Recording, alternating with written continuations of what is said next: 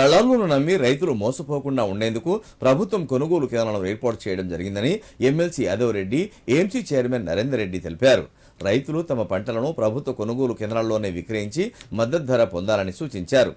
CCI కొనుగోలు కేంద్రాల వద్ద విక్రయించిన పంటలకు వారం రోజుల్లో చెల్లింపులు జరగనున్నట్లు తెలిపారు. సిద్దిపేట జిల్లా గజ్వేల్ పట్టణంలోని వాసవి కాటన్ మిల్లులో ప్రభుత్వం ఏర్పాటు చేసిన సీసీఐ పత్తి కొనుగోలు కేంద్రాన్ని మున్సిపల్ చైర్మన్ రాజమౌళి గుప్తాతో కలిసి వారు ప్రారంభించారు. ఈ సందర్భంగా మాట్లాడుతూ దళారులను నమ్మి రైతులు మోసపోకుండా ఉండేందుకు ప్రభుత్వం కొనుగోలు కేంద్రాలు ఏర్పాటు చేయడం జరిగిందన్నారు. నియోజకవర్గంలో ఇప్పటికే ధాన్యం కొనుగోలు కేంద్రాలతో పాటు 6 సీసీఐ పత్తి కొనుగోలు కేంద్రాలను ఏర్పాటు చేయడం జరిగిందన్నారు. కేంద్రాల్లో రైతులకు ఎలాంటి ఇబ్బందులు లేకుండా అధికారులు చర్యలు తీసుకుంటున్నారని తెలిపారు. కొనుగోలు కేంద్రాల వద్ద ఎలాంటి సమస్యలు లేకుండా ఎప్పటికప్పుడు పరిష్కారం చూపుతామన్నారు. పత్తిలో తేమ 12% మించకుండా ఆరబెట్టి విక్రయించాలని, క్వింటాలకు 7,512 రూపాయల మద్దతు ధర ఇవ్వనున్నట్లు వారు తెలిపారు. సీసీఐ కొనుగోలు కేంద్రాల వద్ద విక్రయించిన పంటలకు వారం రోజుల్లో చెల్లింపులు జరగనున్నట్లు తెలిపారు. ఈ కార్యక్రమంలో AMC vice chairman Sardar Khan, AMC డైరెక్టర్లు, సిబ్బంది, రైతులు పాల్గొన్నారు. CCI cotton corporation of India ఆధ్వర్యంలో ఆదేశాల మేరకు గజ్వేల్ నియోజకవర్గంలో 6 కొనుగోలు కేంద్రాలను శాంక్షన్ ఇవ్వడం జరిగింది. మొన్ననే ఒక వారం రోజుల క్రితము 3 సెంటర్స్ను ప్రారంభించడం జరిగింది.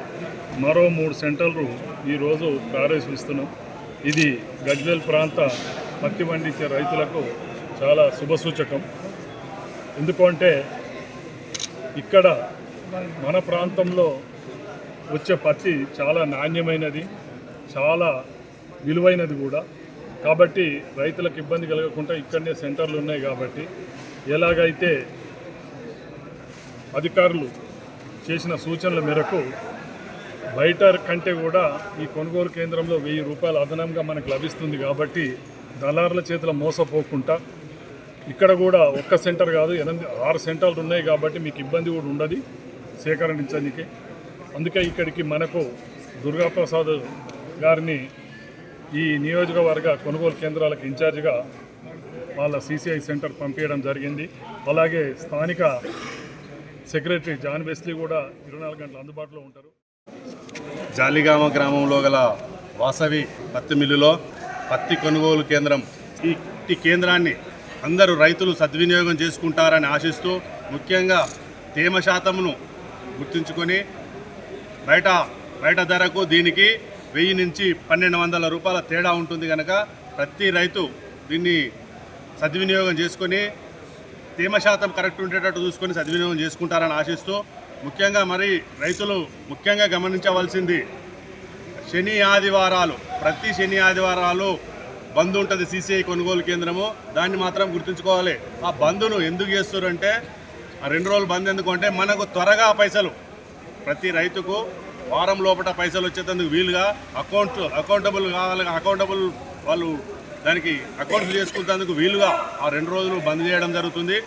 దాన్ని రైతులు ముఖ్యంగా గుర్తుంచుకొని మిగతా రోజులలో తెచ్చుకొని పైసలు త్వరగా పొందుటకు అవకాశం ఉంటుంది కనుక దానికి అన్ని కేంద్రాల అందరి ఆ సీసీఐ వారికి అందరూ రైతులు సహకరించి అట్టి వచ్చే అవకాశాన్ని వినియోగించుకొని తగు లాభం పొందుతారని ఈ మన గవర్నమెంట్ ద్వారా దీనికి నిన్న ఒకరోజు బంద్ చేసిరు.